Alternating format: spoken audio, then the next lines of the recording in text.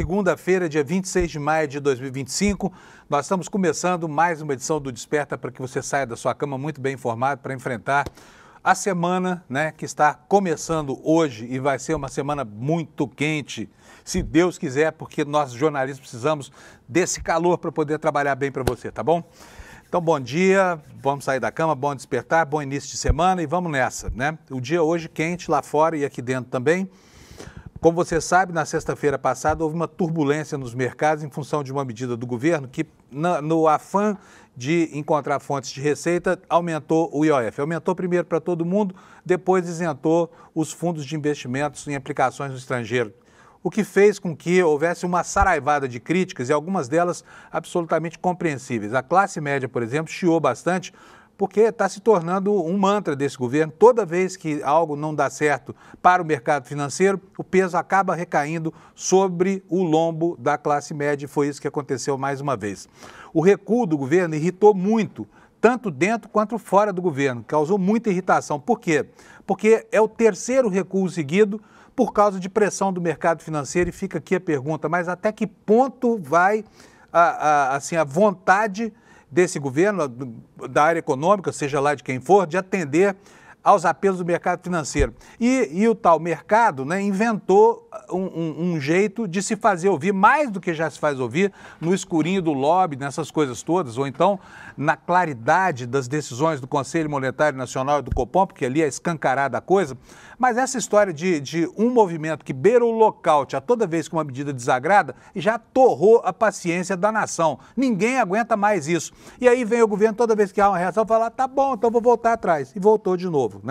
Então a coisa está muito mal parada na área da economia, as críticas vão se avolumando, e críticas, como eu disse, vêm de fora e também de dentro do governo, E sabe-se que há uma relação de absoluta rivalidade ali entre dois ministros importantes, que são o Fernando Haddad, que parece perder todas sempre, e o Rui Costa, que sempre parece ganhar todas, Muitos petistas de carteirinha com quem eu conversei esse fim de semana acham que o Rui Costa é um problema, só que é um problema muito vinculado ao presidente da República, porque não abre mão dele, quer lá o Rui Costa ao lado, e o Rui Costa é um sujeito que tem se empoderado e ganhado todas as discussões em que se mete aí com outras áreas, O certo é que faltou mais uma vez, a sabedoria da área da comunicação social. Porque se era para dar problema, por que esse problema não pode ser antevisto quando da formulação da medida, quando da assinatura da medida?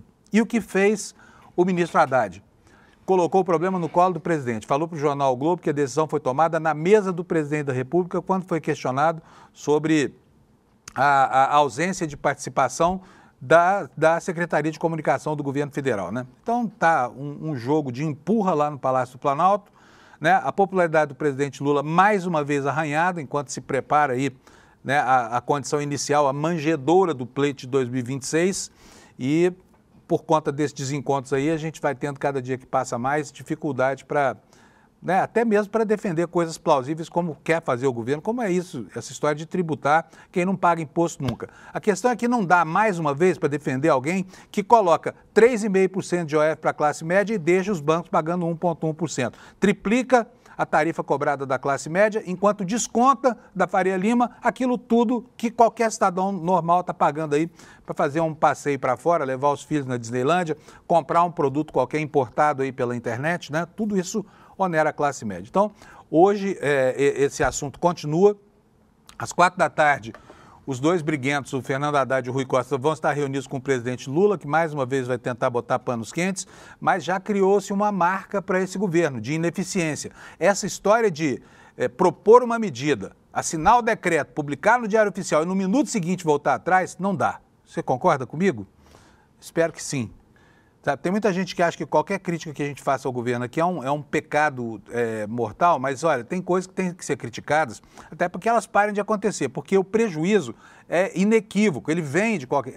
vou usar uma palavrinha mais difícil, é inexorável, Não dá para a gente se livrar do prejuízo que isso vai provocar lá no futuro, porque vai compondo aos poucos a imagem de um governo tíbio, de um governo medroso, de um governo acanhado, que é o primeiro rangido, ao primeiro mostrar de dentes do mercado financeiro, corre para voltar atrás com tudo que havia feito e proposto, Enquanto sacrifica a classe média com essas medidas aí, por exemplo, essa do IOF, Bom, então esses são os assuntos aqui no Brasil. Aí fora do Brasil nós temos de novo um bombardeio massivo da Rússia contra a Ucrânia e muitas palavras, né, na guerra de retórica daqui e dali, o Trump dizendo que não entendo porque que o Putin, com quem tem uma boa relação, ficou tão doido assim, se ele quiser tomar a Ucrânia toda, ele vai se ferrar. São essas declarações genéricas e vazias, enquanto o mundo continua assistindo, né, ao grande genocídio promovido pelo Estado fascista de Israel. Tá? O Estado fascista de Israel, que sob gestão de um líder notadamente fascista, repete com os palestinos aquilo que os alemães fizeram com os judeus no introito da Segunda Guerra Mundial. Tá? É sobre isso que o nosso programa vai falar hoje e muitos outros assuntos que você não pode deixar de acompanhar conosco aqui até às 8 da manhã, tá bom? E hoje eu vou estar com vocês também no N1 para a gente continuar aprofundando a discussão daquilo que a gente começa a mostrar para vocês aqui. Vamos lá, vamos começar com o nosso futebol, como eu faço todo dia. Gente, meu Deus, aconteceu uma coisa que eu preciso confessar. Fica aqui entre nós, tá? Entre mim, você e a nossa comunidade aqui do ICL. O meu assessor pessoal de esportes, que você conhece muito bem, o Alex Amorim, o Alex não veio trabalhar hoje. Por quê? Porque o Flamengo detonou o Palmeiras ontem. Ele ficou deprimido e não veio. E aí nós tivemos que pedir, implorar aqui para o Caio vir para a tela aqui para representar o nosso querido Alex. O que aconteceu com o Alex, Caio? Me conta. Cara, eu só sei que quando o Palmeiras perde, alguém acaba faltando. E dessa vez foi o Alex. É estranho, né? Tava ganhando tudo, do nada quando o Palmeiras perde, ele desaparece também junto. Você sabe se chamaram o SAMU lá para atender? Porque a tristeza deve estar grande, né? O Palmeiras vinha só ganhando, de repente cai numa... Morreu, mas passa bem, né? Exatamente. Bom, gente, não preocupa não, tá tudo certo, amanhã ele tá aqui amanhã, cara? Você acha que ele já se Amanhã recuperou? Ele tá aqui. Amanhã não tem jogo, né? Ele já conseguiu dar aquela recuperada, né? Então ele vai aparecer de volta. E quanto é que foi o placar do Palmeiras e Flamengo? Foi 2-0 pro Flamengo, Palmeiras perdendo dentro de casa, né? No Allianz Parque ontem. O Palmeiras ainda perdeu um pênalti, né? Foi um pênalti bem discutido, mas, enfim, poderia ter diminuído esse placar. Muito bom. E o que mais nós temos de destaque nos resultados, Caio? Teve o clássico no sábado, o Fluminense e o Vasco, né? O Fluminense acabou ganhando em casa, né? Do Vasco, teve São Paulo perdendo em casa também, né? Corinthians empatando. Isso também é uma novidade, né? Porque o São Paulo quase que só empata. Ganhar, ele ganha pouco. E agora começou a perder também. Exatamente, né? Acho que o São Paulo está focado mais na Libertadores, né? Mas em casa é raro ele acabar perdendo, ainda mais contra o Mirassol, né? Não desmerecendo nosso querido Mirassol. E o Corinthians perdendo, né? No sábado encerra quando Corinthians e Atlético Mineiro empatam também, né? Aí e o Neymar jogou, né? O Neymar jogou um bolão, né? Fez gol e tudo mais. Então, coisa rara de se ver, né? Coisa rara de se ver. Eu não sei se é coisa rara de se ver o Palmeiras perdendo ou o Santos ganhando, né? Fica aí a dúvida para os palmeirenses e para o Santista, né? Mas o nosso Santástico teve a primeira vitória no Brasileirão, né? Destaque para o goleiro Brazão do Santos. E é isso, vamos ver se essa zica da torcida do Santos sai, né? E do nosso menino Ney. Muito bom. E olha, gente, nós tivemos ainda a eleição do novo presidente da CBF e a apresentação do Ancelotti, não é isso? Exatamente, o Ancelotti chegou ontem, já tinha uma torcida esperando ele no hotel que ele ia ficar, né? Para depois ele ir para casa dele, né? Mas já tinha uma torcida brasileira gigante lá, vuvuzela, já mostrando para que veio, né? Vamos ver se vai fazer alguma diferença no nossa seleção, né? Sobre isso vai aqui a opinião de quem não entende nada de futebol, mas quase sempre tem razão, tá? O Ancelotti, gente, é o italiano, né? É estrangeiro. E eu me lembro quando eu era mais novo e via, né, os técnicos sendo contratados, inclusive técnicos brasileiros, Tele Santana e Companhia Limitada, contratados para seleções estrangeiras, né? O Filipão lá em Portugal. E eu falava assim, meu Deus, esses países devem morrer de vergonha por não ter um treinador nacional para treinar uma equipe, um selecionado que vai representar o país. Agora, chegamos nós nessa condição. O Brasil, que é o país que tem mais títulos de futebol no mundo, é obrigado a recorrer a talentos estrangeiros como o Ancelotti para tentar botar ordem na casa. é estranho pra caramba, não é? É muito estranho. Vamos ver se ele consegue fazer alguma diferença, né? Porque tem até um vídeo, para nos é legal. Depois eu falar pro Alex um dia pesquisar sobre, né? Na época do Ronaldo, Ronaldinho, enfim, companhia, você via dentro do vestiário a galera jogando bola lá, não deixando a bola cair, tipo aquela altinha, né? Hoje em dia, tá a galera, a seleção brasileira do vestiário, tá tudo se embelezando, postando fotinha. Eu sei como então, é que é. Então não é o futebol a prioridade para esses caras, né? Vamos ver se o Ancelotti quebra esse mito da seleção brasileira. Pois é, mas melhor mesmo, gente, olha, para o nosso alento é prestar atenção na seleção brasileira feminina, viu? Aí não tem erro, sabe? Temos nosso Pelé, que é a Marta, tá tudo certo ali, e a gente precisa valorizar o futebol da mulherada, porque esses homens aí, enquanto ficam brincando de fazer maquiagem no vestiário, né, eles estão gastando energia que poderiam ter no campo e não jogam nada, né? Vamos ver Exatamente. Que o Ancelotti, Carlo Ancelotti, vai poder fazer per noi, né? Beleza, Caio. Um abração para você, obrigado. Substituiu muito bem o Alex. Eu tô achando que se o Alex... Volta aí, Caio, volta aí. Volta aí, Caio. Voltei. Tô achando que se o Alex não sarar logo dessa depressão, ele vai perder o emprego dele aqui. Que isso, vou tentar cobrir os pés do Alex, a um murinho. Levante, Alex, levante da cama, homem. O mundo não acaba numa partida. Valeu, bom programa pra gente, chat. Pra nós. Bom, vamos lá, gente, vamos ver aqui, vocês viram, né? A coisa ficou mal parada, porque o Alex é uma peça importante aqui desse programa, né? E não consegui sair da cama porque o Palmeiras perdeu pro Flamengo. Mas acontece. Agora eu vou contar um segredinho pra vocês, é brincadeira, tá? Não foi por isso não, ele tá de folga hoje porque ele tinha uma folga para tirar, só coincidiu aqui, mas também vocês não precisam falar para ele, deixa ele achar que nós estamos metendo o pau nele aqui. Vamos lá para os destaques do ICL, vamos?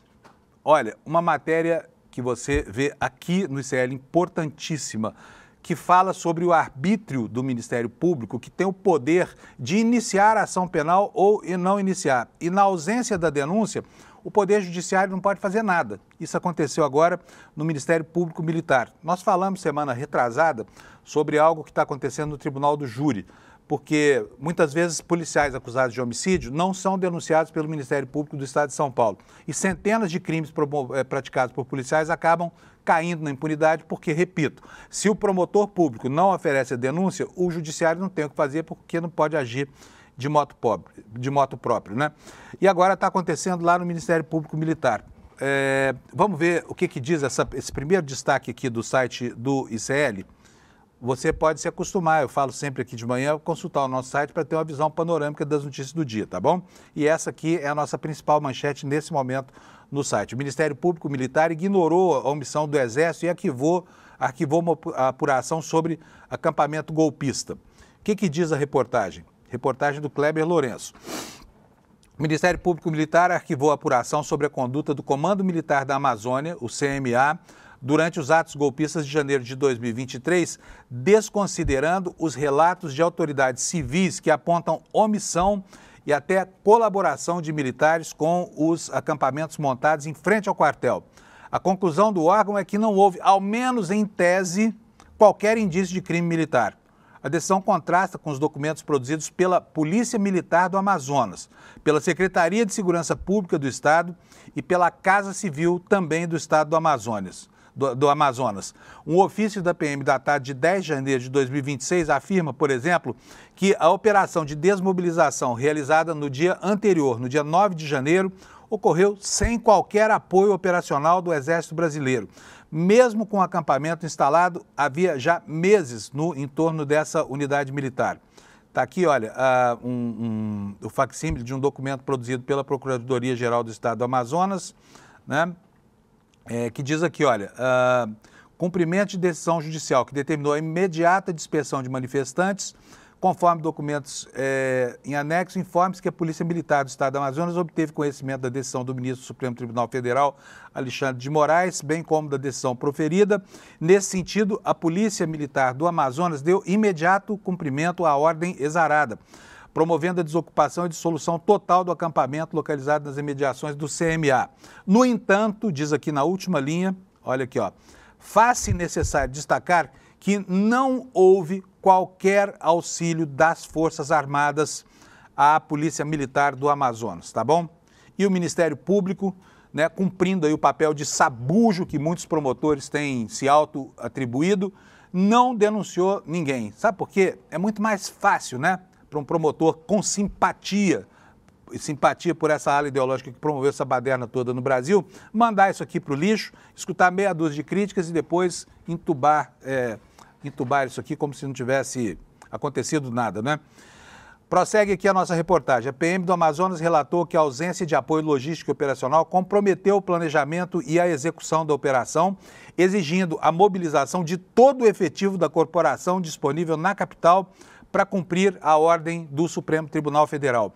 O documento registra ainda que a entrada dos policiais na área foi feita com cautela devido à localização do acampamento nas imediações de uma instalação militar federal, sem detalhar qualquer situação de confronto ou ameaça direta por parte do Exército. Mais do que omissão, os documentos indicam uma atuação deliberada do Exército. Um relatório da Secretaria de Segurança Pública do Amazonas, de 11 de janeiro, afirma que o CMA, o Comando Militar da Amazônia, conduziu tratativas individuais com os manifestantes, diferentes das acordadas em reuniões do Gabinete de Crise, que foi realizadas entre 7 e 8 de janeiro.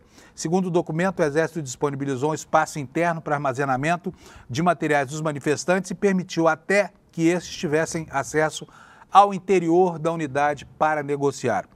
Alguém ainda tem dúvida do espírito golpista que emula o Exército Brasileiro?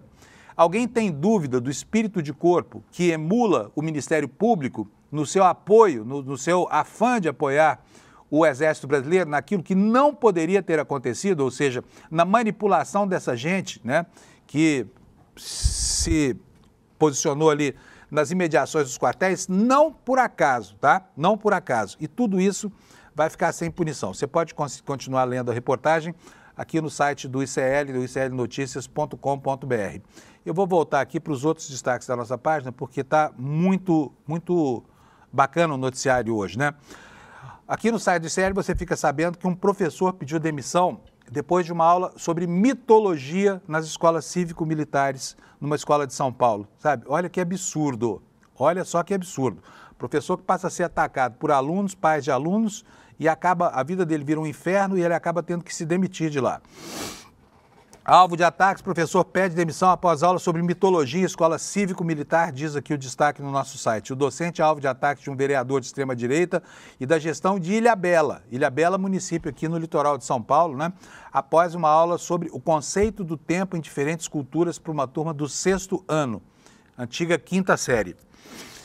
Vamos lá para ver o que nos conta aqui o Gabriel Gomes no site do ICL. Ele diz o seguinte: César Augusto Mendes Cruz, professor, doutorando em História, pediu demissão da Escola Municipal Senador Major Olímpio,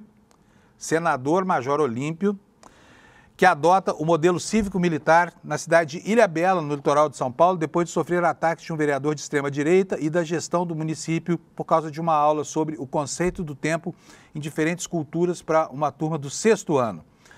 Essa aula, que foi dada no início do ano letivo, abordava interpretações de tempo na cultura ocidental e na cultura iorubá, com o mito Iroko. Em um dos momentos, o professor apresentava 3 obras de arte que retratam o tempo como uma figura masculina idosa. Uma pintura de Francisco Goya, uma de Rubens e outra de Jacopo del Celaio. A atividade terminou com a canção Oração ao Tempo, de Caetano Veloso. Após um ciclo de 4 aulas sobre o assunto, César Augusto relata que algumas famílias procuraram a Secretaria de Educação de Ilhabela, alegando que o professor estaria mostrando material impróprio. Por que material impróprio? Diz aqui a reportagem, olha, entre aspas, supostamente um dos alunos não estava dormindo de medo por causa da pintura de Goya. Diz o docente, a pintura do artista espanhol exibida foi Saturno devorando um filho. Essa aqui, olha, gente, é uma obra de arte, tá? É uma obra de arte. Pesadelo mesmo é o que essas crianças veem na internet, né? Isso sim é pesadelo, pornografia, assédio de toda a natureza, mas um quadro de um pintor clássico, sabe? Tudo bem, é um quadro que retrata uma metáfora monstruosa, mas, sabe, uma criança no 6º ano, será que não pode ver material como esse? O alto escalão da secretaria, diz a nossa reportagem, sem aviso prévio, realizou uma reunião com o professor na própria escola municipal. Eu fui pego de surpresa. vieram com a pauta de que as famílias haviam reclamado, queriam saber de que maneira a minha aula se enquadrava no currículo, contou o professor César Augusto.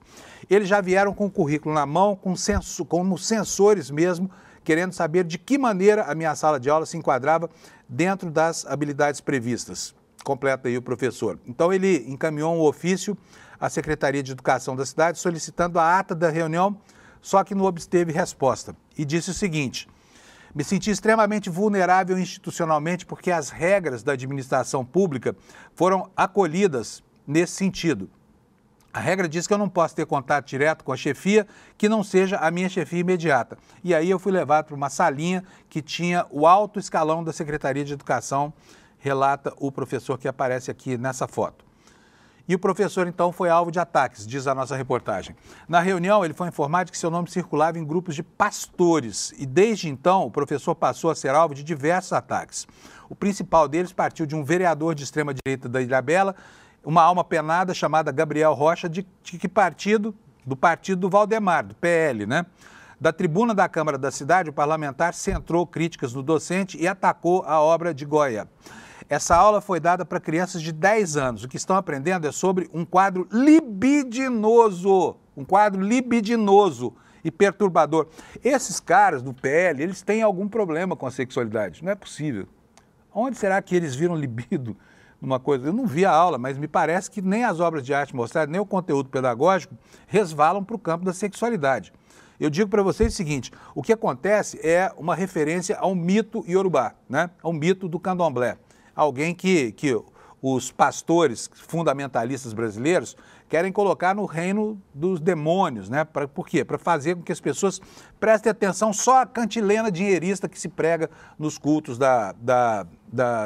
dessas igrejas que são, na verdade, empresas de tomar dinheiro dos incautos, né? E eles acabam tendo um poder enorme, por quê? Porque influenciam administrações como essa da Ilhabela a tomar medidas dessa natureza. Punir um professor porque deu uma aula de história com conteúdo absolutamente adequado e apropriado, tá? Olha só, mais uma declaração aqui, entre aspas, do vereador, né, que moveu essa campanha contra esse professor. Ele diz o seguinte: o professor que causou isso, depois ainda teve a coragem de ir à Câmara fazer denúncia contra os gestores que só quiseram conversar, completou. O vereador foi o idealizador da implantação das escolas cívico-militares em Ilhabela. Está aqui a cara do sujeito aqui, desse vereador lá da Ilhabela. Após o discurso do parlamentar, os ataques a César Augusto nas redes sociais se multiplicaram. O clima ficou muito difícil, disse ele, na escola, porque eu estava sendo abertamente atacado na Câmara, meu nome estava sendo veiculado em grupos de WhatsApp. Segundo o professor, a Secretaria de Educação realizou em março uma reunião com as famílias da turma, que foram incentivadas a procurar o Conselho Tutelar e o Ministério Público para denunciá-lo. Grande papel dos políticos da Ilhabela, uma cidade submetida ao mais abjeto bolsonarismo, né? E aí vem essa escola, essa conversa fiada de escola sem partido, de ensino sem ideologia. Ensino sem ideologia é sem ideologia adversária, porque no mundo dessa gente só existe um ponto de vista que pode prevalecer, é o ponto de vista do fascismo. E o que eles querem com essas escolas cívico-militar, mais uma vez, fica patente, é tutelar a mente das crianças para que elas virem elementos de reprodução dos conceitos que essas ideologias nefastas defendem, tá? E tem dito. Depois de falar sobre isso aqui nos destaques do ICL, deixa eu ver se tem mais alguma coisa aqui que restou para a gente mostrar para vocês. Olha só, o presidente Lula também deu uma declaração muito importante sobre a carnificina que Israel está promovendo lá na Palestina, né? Na faixa de Gaza principalmente, o massacre infindável que o mundo assiste passivamente, sem fazer nada, né? E chamou de covarde o ataque de Israel, muito adequadamente. E houve algo nessa história que foi, assim, próprio de um roteiro de filme de terror. Essa senhora que aparece aí na foto é mãe de 10 filhos, uma médica, 9 dos 10 morreram, e o que está vivo ainda está no estado gravíssimo, numa UTI, nos moldes como pode ser assistida a população desse enclave miserável aqui, que está sob ataque severo do governo fascista de Israel. Vou ler para vocês aqui a manchete. Isso aqui, quando eu vi essa notícia ontem à noite, me deu uma dor no coração, sabe? Porque não é possível tanta tristeza e tanta iniquidade sem que ninguém faça nada para barrar isso. resta assim, a alegria de saber que o presidente brasileiro não se curvou, né, a esse silêncio mundial e está fazendo o que pode, que é protestar contra esse tipo de absurdo, né, de situação horrível promovida pelo governo fascista de Israel. O que diz aqui a matéria? O presidente Lula classificou neste domingo de vergonhoso e covarde o ataque aéreo de Israel que matou 9 filhos da médica palestina Alaa al-Najjar na faixa de Gaza no sábado. O bombardeio explodiu a casa de Najjar na cidade de Khan Yunis, na região de Gaza. Lula criticou as ações de Israel no conflito e disse que o único objetivo do governo israelense é expulsar os palestinos do território. O presidente voltou a chamar de genocídio o ataque a Gaza. E tem uma palavra aqui que ainda não foi usada, gente, mas essa palavra precisa começar a entrar no dicionário. Sabe por quê? Porque os judeus entendem exatamente o que ela significa. É a palavra diáspora. É isso que está sendo forçado pelo governo de Israel, algo abjeto, que tantas vezes submeteu o povo judeu assim, a migrações terríveis de um lugar para outro, para buscar um canto do planeta onde eles pudessem ter o mínimo de paz. E é exatamente o que eles fazem hoje, promover uma diáspora do povo palestino. E os que ficam são condenados à morte, como essas 10 crianças, né, filhas dessa médica, 9 das quais morreram durante o bombardeio e o único sobrevivente se encontra em estado deplorável, né? Segue aqui o nosso texto.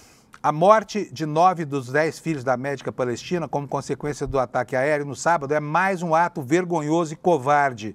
Seu único filho sobrevivente e o marido, também médico, seguem internados em estado crítico, escreveu o presidente numa nota publicada nas redes sociais.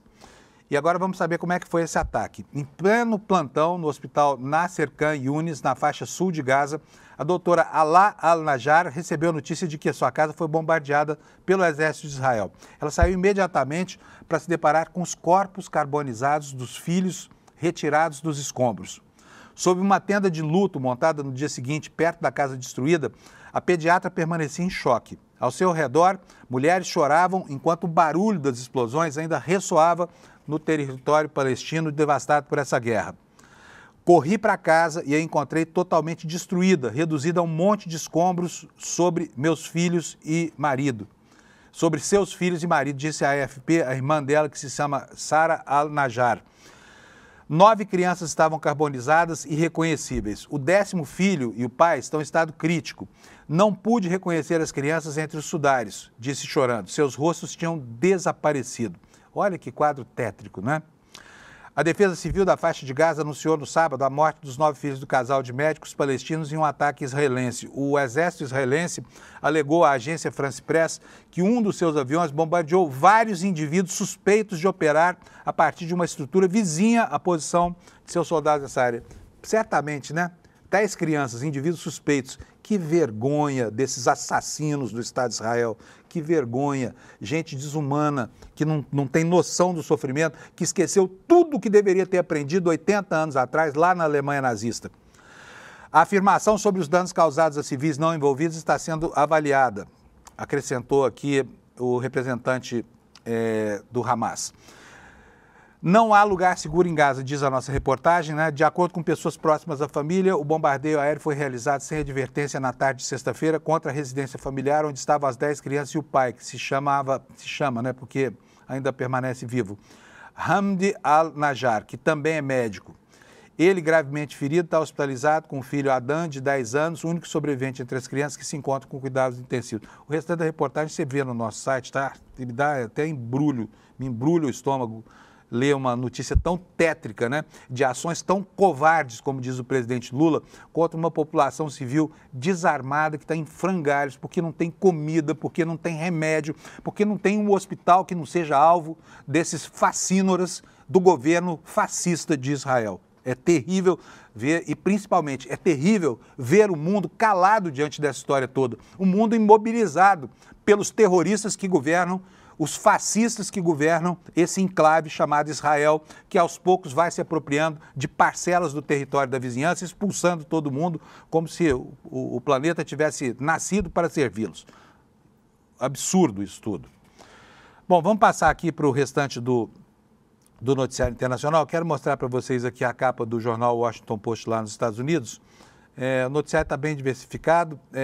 A primeira manchete do jornal hoje diz respeito aos veteranos, né? Uma declaração do Trump deixou todo mundo boquiaberto lá nos Estados Unidos, principalmente aqueles que serviram para combater o Talibã no Afeganistão, né? E a manchete é o seguinte: veteranos recuam diante do plano de Trump de acabar com a proteção contra a deportação de afegãos. O governo Trump afirma que as condições no Afeganistão melhoraram significativamente sob o domínio do Talibã. Aqueles que lutaram na guerra dizem que a declaração é risível, diz aqui o Washington Post no jornal. Gente, olha que absurdo, né? O Trump, pelos princípios dele, acho que não tem nenhuma incoerência aqui, mas considerar que o Talibã, que submete mulheres a uma condição equivalente à dos animais irracionais, né? Que governa com mão de ferro um país hoje numa ditadura, uma ditadura terrível. E o Trump, né, que é o presidente supostamente daquilo que ainda é uma democracia, só supostamente, né, elogiando, enaltecendo esse tipo de massacre, é muito estranho mesmo. A outra manchete aqui: surto de Escherichia coli, adoeceu mais de 80 pessoas, né? Onde é que foi que isso aconteceu? Vamos ver, foi lá nos Estados Unidos mesmo, né? 80 pessoas com Escherichia coli. Outra matéria fala dos gastos federais e olha, aqui é uma matéria importante, porque esse fenômeno está acontecendo também no Brasil, tá? O que está acontecendo lá nos Estados Unidos? Virou uma febre a busca pelo Mounjaro, que é aquele medicamento para emagrecer, que é concorrente do Ozempic, né? E a manchete do Washington Post fala que os pacientes navegam por um labirinto insano para poder comprar os medicamentos para perda de peso. E que os planos de saúde mudaram a forma como cobrem os medicamentos desse tipo, né, para perda de peso, para controlar custos, forçando médicos e pacientes a se adaptarem rapidamente. Então, já está acontecendo aqui no Brasil. Sabe, aqui no Brasil ainda tem uma onda de criminalidade que está sendo alimentada por causa do alto preço dessas drogas, né? Uma única ampola do Ozempic custa hoje R$ 1.062 e o Mounjaro, que é um remédio que dizem que é mais eficiente, custa R$ 1.300. É uma fábula, né? Muita gente no Brasil não tem nem sequer condição de pensar em fazer um tratamento como esse. Agora, nas farmácias, virou uma loucura a busca por esses medicamentos e outros. E também isso acabou gerando uma onda de assaltos, farmácias que são assaltadas para o roubo desse tipo de ativo, que são os medicamentos para emagrecer, né? Muita procura, um mercado paralelo muito ativo, que é onde acabam indo parar essas seringas que são assaltadas de farmácias do Brasil. Então tome cuidado, quando alguém te oferecer essas drogas aí por um preço camarada, desconfie, porque pode ser falsificação, é mais difícil, mas pode ser produto principalmente contrafação. E não acontece só aqui, está acontecendo também lá nos Estados Unidos, né? E o Washington Post também traz uma matéria bastante interessante aqui sobre o número de estudantes estrangeiros lá nos Estados Unidos, porque lá está em pleno vigor essa polêmica em torno da tentativa do Trump de expulsar todos os estrangeiros de Harvard, né?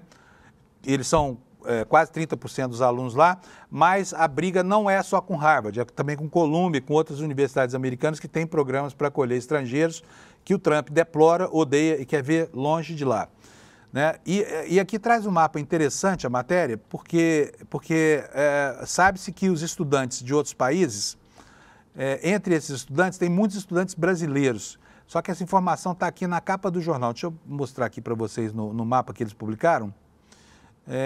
Não estou encontrando, eles tiraram o mapa aqui da manchete e eu me ferrei aqui queria mostrar o mapa para vocês porque tem muitos estudantes brasileiros lá, tá? A matéria do Washington Post diz o seguinte: olha, mais de 1 milhão de estudantes internacionais frequentam faculdades nos Estados Unidos a cada ano, gerando bilhões de dólares para a economia americana e impulsionando os setores de ciência e tecnologia do país. Muitos deles agora se encontram na mira da batalha do governo Trump para exercer controle sobre universidades de elite no país. Esses estudantes têm uma parte essencial das instituições de ensino superior nos Estados Unidos, tem sido, né, uma parte essencial das instituições de ensino superior nos Estados Unidos durante décadas, contribuindo para a economia e a pesquisa no país, é o que dizem os especialistas. Stuart Anderson, que é diretor executivo do think tank apartidário National Foundation for American Policy, disse que estudantes internacionais ajudam a transformar universidades americanas em centros de pesquisa e inovação. O que ele disse aqui, entre aspas: estudantes estrangeiros ajudam a dar aos Estados Unidos um centro vibrante de ciências e pesquisa de ponta e ajudam empresas americanas a prosperar em áreas como tecnologia, em particular, sejam elas startups ou funcionários-chave de empresas do Vale do Silício, disse ele, né? E aqui, olha, tá o percentual de estrangeiros entre o alunato das universidades. Olha, na NYU, na New York University, eles são 27,2%. Da Northwestern University, que é de Boston, 21%. 21 mil estudantes. Na Universidade de Columbia, em Nova York, são 20.300 e vai por aí afora. Quer dizer, eles formam um corpo extremamente importante, até porque eles pagam as tuitions, né, as mensalidades integrais. Isso pode chegar a $300 mil por ano numa universidade, por exemplo, como Harvard, né? Isso gera, sim, agregados para a economia americana e, inclusive, subsidia, né, o estudo de pessoas que têm bolsas, que são bolsistas e que não podem acessar esses cursos, a não ser pela via da filantropia e da ajuda de terceiros, tá? Então está aqui o jornal, mais uma vez, descortinando essa realidade contra a qual se insurge o governo Trump. Por quê? Por falta de discernimento, né? Por ódio ao estrangeiro, quer expulsar todo mundo de lá para que os Estados Unidos sejam aquilo que Hitler formulou lá na Alemanha nazista, né? O grande império branco ariano, né? Agora não é mais ariano, é americano, mas exclusivamente para o desfrute de americanos que ele considera americanos. Vamos passar agora para o inglês The Guardian, que é outro jornal importante que eu gosto de mostrar. E o Trump fazendo aqui suas observações sobre as conquistas da Rússia sobre a Ucrânia, né? E vem aqui uma declaração dele, uma declaração controvertida. Trump alerta que tentativas de conquistar toda a Ucrânia levarão à queda da Rússia. Ele, num tweet paradoxal, ele diz que tem uma boa relação com Zelensky e com o Putin, especialmente com o Putin, mas acho que o Putin está ficando doido com essa história de querer tomar a Ucrânia inteira e que, na verdade, a tentativa de dominar a Ucrânia equivaleria à queda da Rússia, tá? Vou ler aqui para vocês um trechinho, olha. Donald Trump alertou que se Vladimir Putin tentar conquistar toda a Ucrânia, isso levará à queda da Rússia ao mesmo tempo em que ele criticou Volodymyr Zelensky em uma postagem no domingo, ontem, na Truth Social, que é a rede social dele. Sempre tive um ótimo relacionamento com Vladimir Putin da Rússia, mas algo aconteceu com ele. Ele ficou completamente louco, escreveu Trump em uma publicação nas redes sociais, acrescentando: eu sempre disse que toda a Ucrânia, não apenas um pedaço dela, e talvez isso esteja se mostrando certo, mas se ele fizer isso, ou seja, se tentar tomar a Ucrânia inteira, isso levará à queda da Rússia. Mais cedo, no domingo, diz aqui o Guardian, o presidente dos Estados Unidos disse a repórteres que estava surpreso com o fato de que seu colega russo tivesse intensificado o bombardeio de cidades ucranianas, apesar dos esforços que ele, o rei do mundo, o rei Zola, né, o presidente dos Estados Unidos, estava aí negociando um cessar-fogo. Pressionado por um repórter a dizer que estava considerando seriamente impor mais sanções à Rússia, o Trump respondeu: com certeza, ele está matando muita gente. O que diabos aconteceu com ele? E aí fica a pergunta, né? Russo que mata ucraniano é sancionado. E israelense que mata palestino, nada? Bom, o Trump ainda falou mais uma frasinha que é a seguinte: olha, tudo que sai da boca dele causa problemas, eu não gosto disso, é melhor ele parar. Parece estar falando com um funcionário dele, né? Pois é. Então já falamos sobre essa questão do Lula ter criticado aqui o ataque israelense que matou os 9 filhos, muito certamente, muito assertivamente, muito acertadamente criticou e mandou muito bem. Olha só, temos agora o noticiário no Brasil. Eu queria começar isso aqui por essa questão do IOF. Por quê? Porque o IOF causou uma celeuma a mais, provocou um recuo do governo, né? E as consequências não acabaram, né? Foi mais uma vez falta de competência técnica e de capacidade para o governo Lula diante de medidas que, obviamente, que criariam repercussão e falta de coragem para enfrentar essa repercussão. Estou falando do IOF cobrado de fundos de investimento estrangeiros, né? E as consequências não se esgotaram porque hoje ainda os dois briguentos do governo, Rui Costa de um lado, Fernando Haddad de outro, vão se reunir, vão se encontrar com o presidente Lula às 4 da tarde em Brasília para botar, né, a coisa que está muito mal parada, para fazer um freio de arrumação ali, é o que o Lula quer. E o Estadão está nos dizendo aqui nessa matéria que você vai ver agora, que o Caio vai mostrar, a equipe econômica aguarda sinal verde de Lula para compensar a perda de IOF e antecipar medida, né? Será que vem mais uma no lombo da gente, classe média? Olha, está dizendo aqui no intertítulo que os técnicos defendem um aumento do contingenciamento, ou seja, corte de programas sociais, tá? E anúncio imediato, mas a decisão final defende o aval do Planalto. O que nos diz aqui a matéria do Estadão? A equipe econômica ainda aguarda sinal verde do Palácio do Planalto para aumentar a contenção de gastos em 2 bilhões para compensar a perda de arrecadação com recuo na cobrança de IOF sobre envio de recursos de fundos ao exterior. Há duas dúvidas entre os técnicos. Primeiro, se o governo vai fazer um novo corte ou uma nova medida de arrecadação. Segundo, se irá esperar o próximo relatório bimestral de receitas e despesas em julho para anunciar o corte ou se vai antecipar o assunto. O mais provável, segundo o Estadão, é que o contingenciamento seja feito agora pela urgência do tema e no próximo bimestral, no próximo boletim bimestral, no próximo balanço bimestral, o governo lance mão de alguma medida arrecadatória para compensar. E com isso, esse contingenciamento adicional poderia ser revisto. Na última quinta-feira, o governo promoveu uma contenção de gastos de 31,3 bilhões de reais no orçamento deste ano, mas veio a surpresa, né, que foi o aumento do IOF para previdência privada, câmbio e crédito para empresas. Dentro dessas medidas, a que mais estressou o nervosinho do mercado financeiro, né, foi a taxação do envio de recursos de fundos ao exterior, o que forçou o recurso do governo nessa medida específica. A classe média, como não tem um lobby para defendê-la, dançou, né? Porque o percentual era o mesmo para todo mundo. E era uma pancada mesmo, era 3 vezes mais.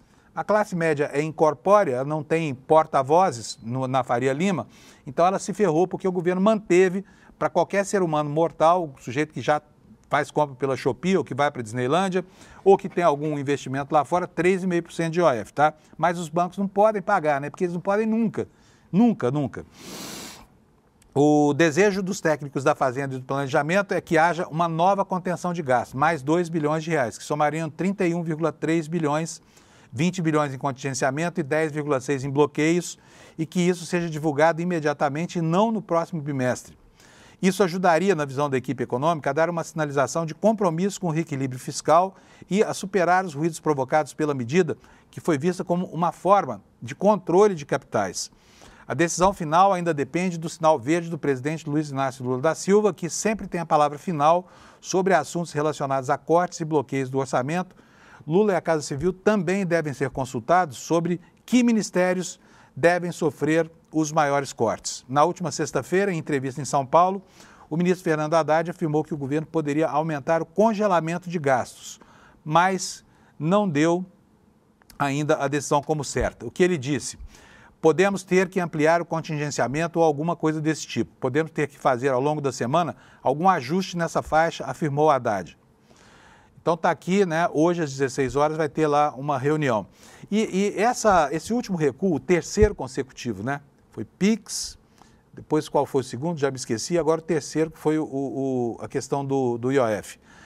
São 3 recuos muito ruins, porque eles criam a imagem de um governo tíbio, né? De um governo que não tem muita consistência, porque horas depois de anunciar uma medida, já vai lá, fica muito impressionado com a reação desse sensibilíssimo mercado financeiro, volta atrás. Olha, gente, e o ruído só não foi maior, por quê? Porque não deu tempo dessa vez, o recuo foi rápido, né? Quer dizer, não demorou dias aqui apanhando o governo, mas continua apanhando nas redes sociais, por quê? Porque dá munição para a extrema-direita bater. É isso que está acontecendo, tá? Vamos seguir aqui com o nosso noticiário. No jornal Folha de São Paulo, nós temos aqui no tab do UOL uma matéria, mas eu não vou conseguir ler para vocês aqui porque o paywall está nos atrapalhando aqui. Então, eu vou passar aqui para um prognóstico feito pela Folha.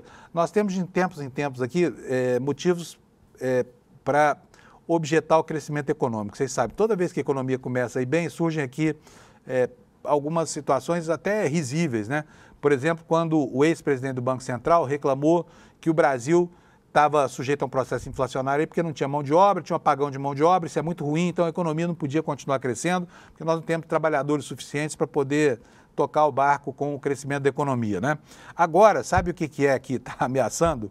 Olha aqui, ó, na Folha de São Paulo, está aqui do seu lado. Apagão de servidores. Ameaça travar projetos de infraestrutura e concessões. Será que o Brasil está vivendo uma situação tão ruim assim do ponto de vista da conformação do seu mercado de trabalho? Olha aqui, ó, vamos ler para vocês. Centenas de projetos de infraestrutura de transportes e concessões planejados para 2025 e 2026 correm o risco de ter seus cronogramas comprometidos por limitações de pessoal. Órgãos do próprio governo federal apontam a falta de funcionários qualificados em postos-chave para dar conta do volume de trabalho planejado. Documentos do Ministério de Portos e Aeroportos obtidos pela Folha apontam dificuldades enfrentadas por servidores públicos para cumprir as suas agendas. A reportagem também obteve informações a respeito das limitações da Infra-SA, que é a estatal ligada ao Ministério dos Transportes, que é responsável por praticamente todos os estudos e planos logísticos do país, além do gerenciamento das obras públicas das ferrovias e das ferrovias federais. A reportagem informa que no Ministério de Portos e Aeroportos essa falta de pessoal afeta diversas áreas, em especial a Coordenação Geral de Logística e Contratações. Essa coordenação, ela cuida de todas as licitações, contratos, patrimônio, transportes, serviços administrativos e gestão documental da pasta. A equipe atual conta com só 17 funcionários. De janeiro a abril deste ano, a coordenação teve que dar andamento a 200 processos administrativos e gerenciar diretamente 51 contratos do Ministério. O coordenador da área atua simultaneamente em 31 contratos, além de exercer funções gerenciais. Constata-se que a urgência de recomposição da equipe, visando mitigar riscos operacionais e assegurar a eficiência e legalidade e conformidade das ações administrativas, afirma a coordenação em um relatório encaminhado à cúpula do Ministério dos Portos e Aeroportos, né? Diz que precisa ter pelo menos 53 pessoas, né? O número 54 é até cabalístico, porque 53 pessoas aqui é praticamente 3 vezes, né, a quantidade de pessoal que está lá trabalhando. Agora, só falta, né, o Brasil, que já tem tanta dificuldade para realizar investimentos, de repente se vê aí com obras paralisadas porque faltou gente para fazer a supervisão técnica no governo federal. Mais um absurdo, né? Outro assunto, outro voo com deportados brasileiros saiu dos Estados Unidos e chegou ao Brasil. A matéria é de ontem, né, com data de ontem, então esse voo chegou ontem e ela nos informa que o governo Lula informou que esse avião chegou ao Brasil. A Secretaria de Comunicação da Presidência da República confirmou que 90 homens e 13 mulheres desembarcaram no Aeroporto Internacional de Fortaleza, o posto avançado de atendimento humanizado ao migrante, recepcionou o grupo. 3 passageiros têm restrições com a Justiça Brasileira, foram mantidos sob custódia da Polícia Federal. Outros 76 viajaram em um avião da FAB para o Aeroporto Internacional de Belo Horizonte, em Confins. Como revelou o UOL, uma das deportadas é fugitiva dos ataques do 8 de janeiro. Isso aqui foi matéria na semana passada, né? Ela se chama Cristiane da Silva, tem 36 anos. Ela foi levada direto para a Superintendência da Polícia Federal na capital do Ceará. Ela foi presa porque a imigração legal dos Estados Unidos a localizou lá um dia depois da posse do Donald Trump em janeiro. Há um mandado de prisão aberto contra a garçonete, condenada pelo Supremo por associação criminosa. O ministro Alexandre de Moraes havia substituído a pena por uma restrição de direitos, como prestação de serviços comunitários, pagamento de multa e participação em um curso sobre democracia.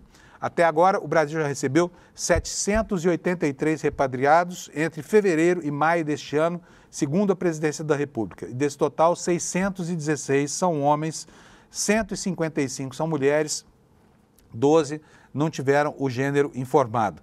A reportagem também informa que, desde que voltou ao governo dos Estados Unidos, o presidente Trump tem endurecido a política migratória.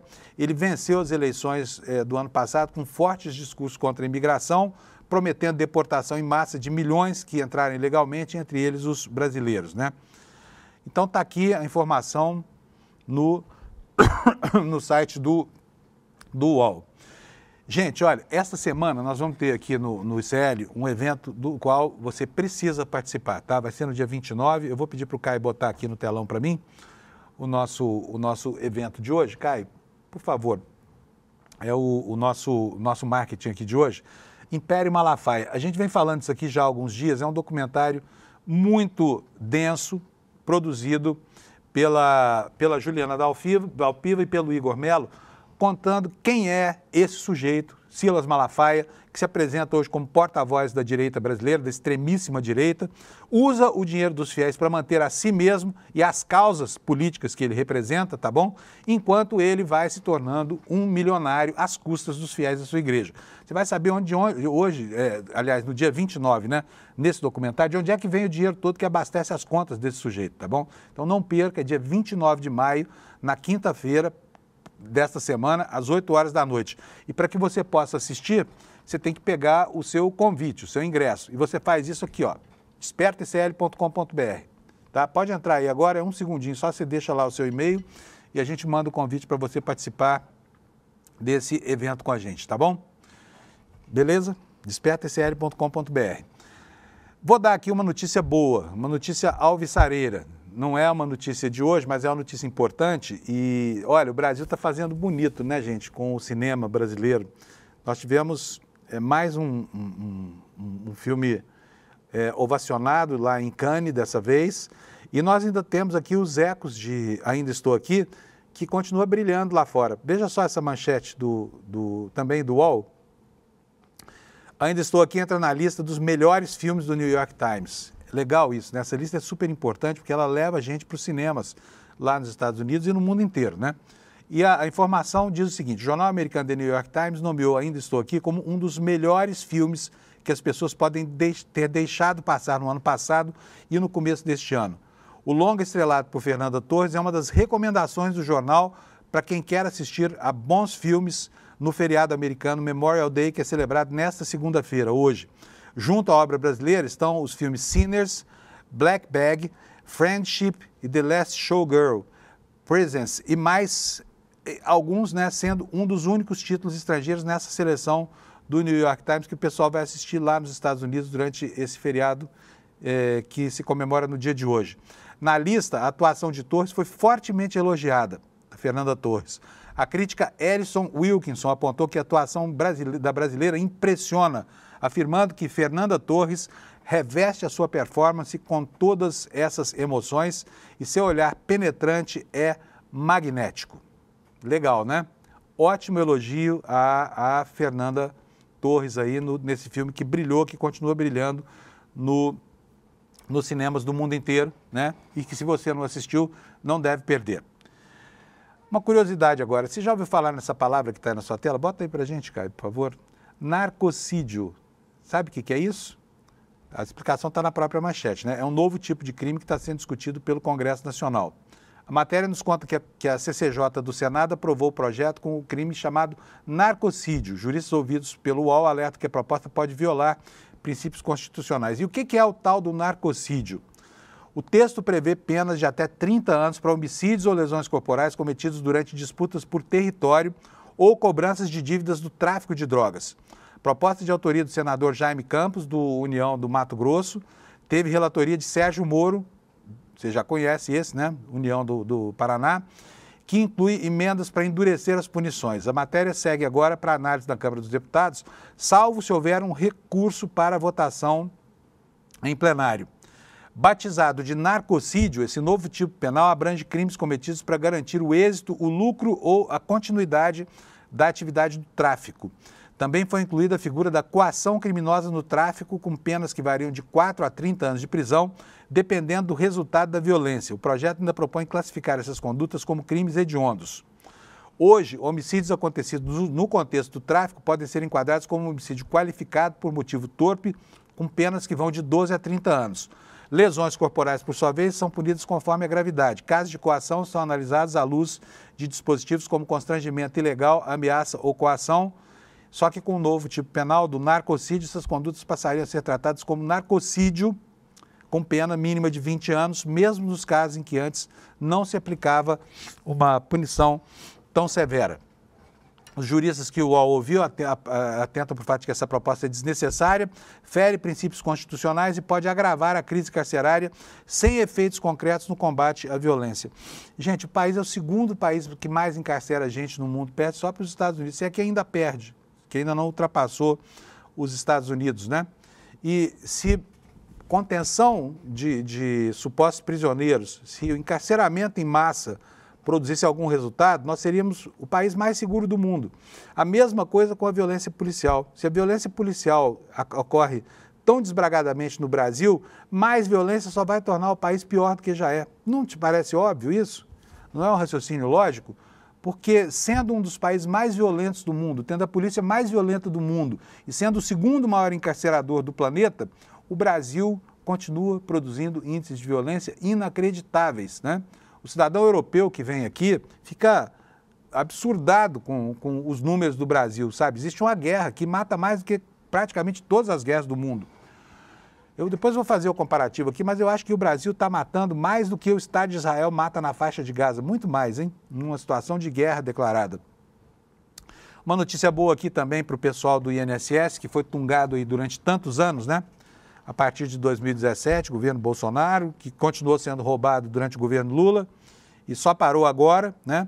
O INSS está começando a devolver o dinheiro que foi furtado da conta, né? E está aí na manchete da Folha de São Paulo que paga a segunda parcela e do 13º, e além de devolver o desconto das associações a partir dessa segunda-feira. Então vai cair um pichulecozinho na conta dos aposentados, depois de terem sido tão roubados e vilipendiados e explorados. Agora, a partir de hoje, começa a ser pago, né, o 13º antecipado, e também começa a ser devolvida essa tunga que foi feita aí por gente inescrupulosa, por um núcleo de bandidos mancomunados com servidores bandidos também do INSS. E a matéria diz o seguinte: o INSS inicia nessa segunda o pagamento da segunda parcela do 13º para quem tem direito ao abono e também devolve valores de mensalidade de associações e sindicatos, mas só os que foram descontados no mês de abril, tá bom? O valor total que vai ser devolvido é 292,7 milhões. O dinheiro é depositado diretamente na mesma conta em que o aposentado recebe o seu benefício mensal. Todos os beneficiários devem receber o depósito até o dia 6 de junho, né? De hoje, dentro das próximas 2 semanas aí. Dentro das próximas 2 semanas. Descontos já foram retidos pelas entidades porque a folha de pagamento de abril já havia sido processada antes da decisão do governo de bloquear as cobranças após o escândalo das fraudes envolvendo o INSS. E aqui estão as datas, né? Para quem tem final 1 e recebe um salário mínimo, a data de pagamento é 26 de maio, e para quem recebe sinal 0 é no dia 6 de junho, mudando aqui a data um dia a cada dígito do final do carnê de contribuição, tá bom? Para quem recebe acima do salário mínimo, vai demorar um pouquinho mais, finais de 1 e 6 paga no dia 2 de junho, 2 e 7 no dia 3, 3 e 8 no dia 4, 4 e 9 no dia 5, 5 e 0 pagam no dia 6 de junho, tá bom? Mais uma notícia aqui, é uma dessas notícias que deixam a gente aqui né, com a pulga atrás da orelha com o Brasil. Olha só, uma desembargadora nos conta o Fausto Macedo, ótimo repórter e colunista do Estadão, dizendo o seguinte: uma desembargadora segue recebendo acima do teto depois que processou o jornal porque divulgou o contra-cheque dela. E o Fausto Macedo, que é um repórter muito astuto, foi lá e procurou saber quanto ganha, e a mesma desembargadora que processou continua recebendo a mesma coisa. Iris Medeiros Nogueira, do Tribunal de Justiça do Rio Grande do Sul, pediu dano moral depois que o Zero Hora publicou uma reportagem com seus rendimentos em abril de 2023. Foram de R$ 662 mil. Os contra-cheques estouraram até 3 vezes o limite constitucional em todos os meses desde então, graças às tais verbas complementares, né? Que é o jeito como eles fazem para burlar o teto constitucional. O Estadão pediu uma manifestação da magistrada. A Corte afirma que verbas que eventualmente excedam o teto remuneratório só as que possuem natureza indenizatória, ou seja, choveu no molhado, não falou nada com nada, né? A desembargadora se chama Iris Medeiros Nogueira, do Tribunal de Justiça do Rio Grande do Sul.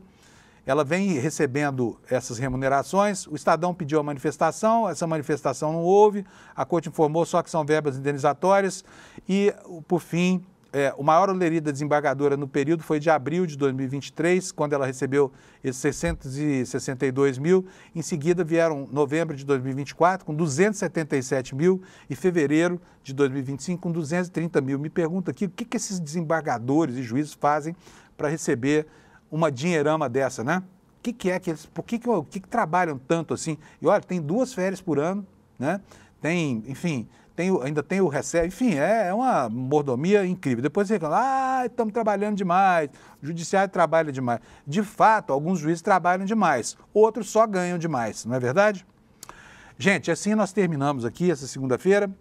Quero dizer para vocês que eu continuo com vocês no N1, daqui a pouquinho vou lá para baixo, no outro estúdio, estarei com vocês lá. E eu desejo a vocês uma ótima semana, que tudo corra bem para todo mundo e a gente se encontra aqui amanhã às 7 da manhã, tá bom? Tchau, muito obrigado pela audiência, até amanhã.